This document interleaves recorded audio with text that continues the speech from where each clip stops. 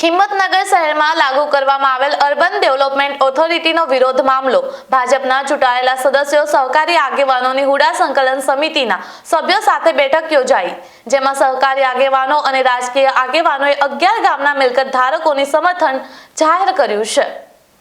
સાબરકાંઠા જિલ્લાના મુખ્ય મથક હિંમતનગર શહેરમાં સરકાર દ્વારા અર્બન ડેવલપમેન્ટ ઓથોરિટી એટલે કે હુડા લાગુ કરવામાં આવ્યું છે અને જેનો ડ્રાફ્ટ પ્લાન જાહેર થવાની સાથે જ હુડામાં સમાવિષ્ટ 11 ગામના મિલકત ધારકોએ વિરોધ દર્શાવ્યો હતો।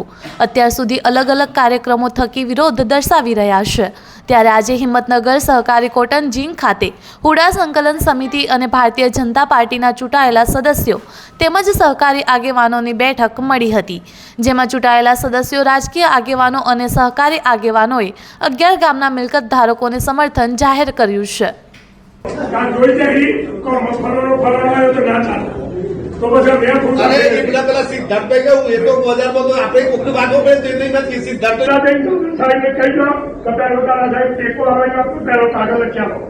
હુડા રદ કરવામાં ધારાસભ્ય સમર્થન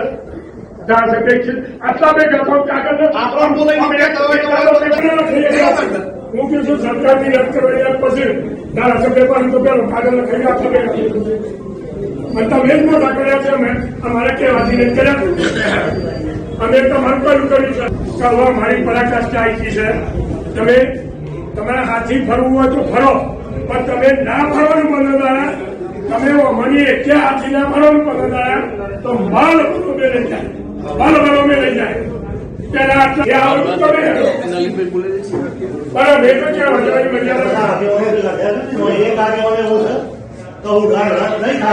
તમે આજીવન માટે પાછળ છોડી દેવા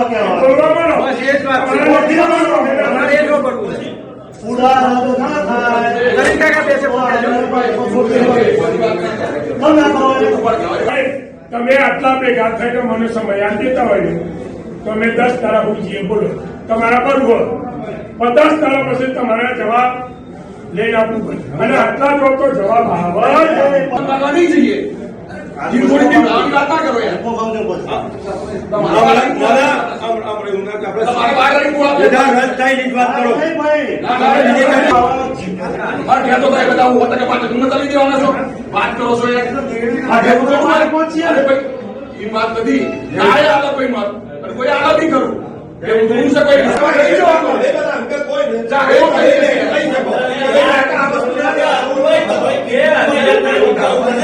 આજરોજ હુડા સંકલન સમિતિ દ્વારા હિંમતનગર તાલુકાના અને સામાજિક આગેવાનો, રાજકીય આગેવાનો, સહકારી આગેવાનોની એક બેઠક હુડા સંકલન સમિતિએ બોલાવી હતી। એના અનુસંધાને અમે સૌ આગેવાનો અહીં આવ્યા હતા। જે 90 દિવસથી હુડાનું આંદોલન ચાલી રહ્યું છે એ હુડાના સમર્થન માટે આગેવાનોને બોલાવ્યા હતા। બધા જ આગેવાનોએ એક સૂર રહી કે હુડાનું જે આંદોલન ચાલી રહ્યું છે એના સમર્થનમાં બધાએ સૂર પુરાવ્યો છે અને આગામી સમયમાં માન્ય ધારાસભ્ય શ્રી ઝાલા સાહેબને મુલાકાત કરી આ આંદોલન વિશે સમર્થન માગવા, હુડા આવ્યો છે ઝડપથી રદ થાય તે દિશામાં કાર્યવાહી કરવા અમે મળવાના છીએ।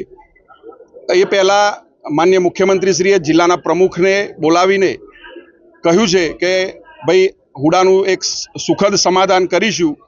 એ વાતમાં પણ અમને જ્યારે જિલ્લાના ગુજરાતના મુખ્યમંત્રી જિલ્લાના પ્રમુખને બોલાવીને આવું કહેતા હોય તો એમાં પણ અમને સંપૂર્ણ વિશ્વાસ છે।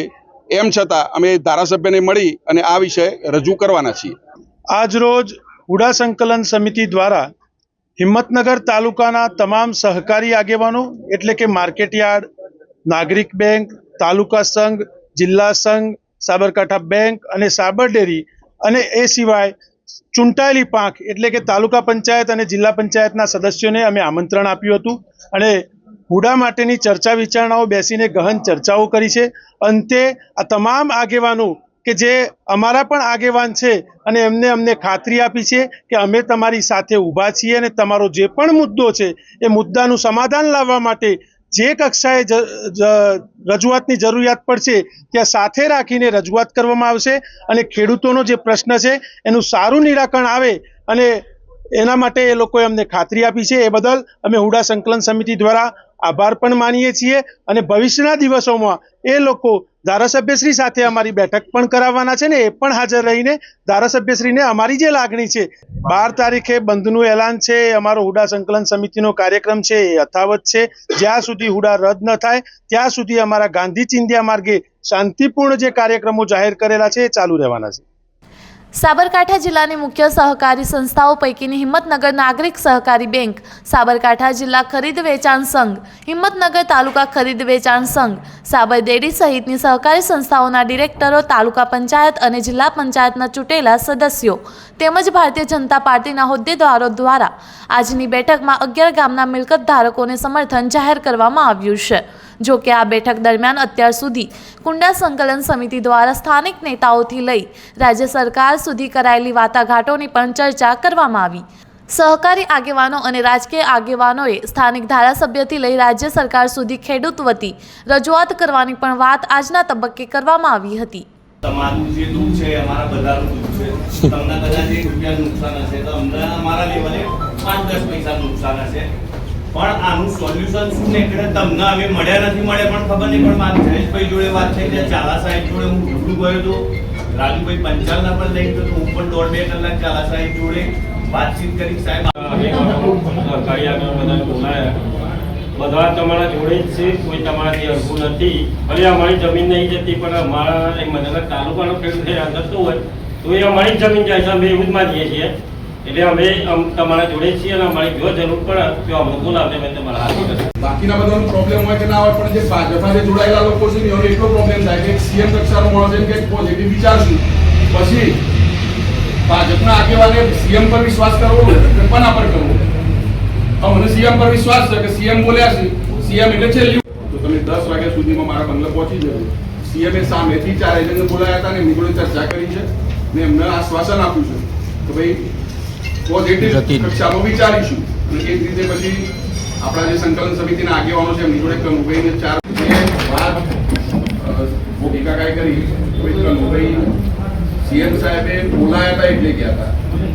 જે આપણી રેલી પૂરી થઈ પરંતુ 2 દિવસ બધાની જાણકારીમાં ઘણા બધા મારા એક જ